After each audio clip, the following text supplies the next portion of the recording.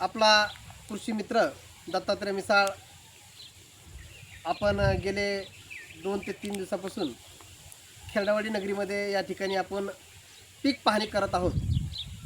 आपल्या महसूल विभागाच्या माध्यमातून कृषी सहाय्यक म्हणून आपली या ठिकाणी निवड झालेली आहे आणि आपण या ठिकाणी आता पीक पाहणी करत आहोत। तरी माझ्या सर्व खेरडावाडी येथील ग्रामस्थांना या ठिकाणी विनंती आहे की सर्वांनी लवकरात लवकर आपली ई पीक पाहणी करून घ्यायची आहे।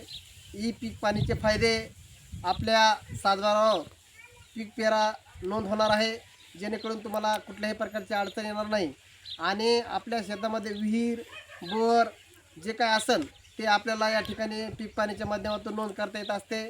म्हणून सर्व माझ्या शेतकरी बांधवांना पुन्हा एकदा या ठिकाणी विनंती आहे की सर्वांनी लवकरात लवकर ई पीक पाहणी करून घ्यायचे आहे। एवढंच या ठिकाणी सांगतो आणि थांबतो। जय हिंद, जय महाराष्ट्र।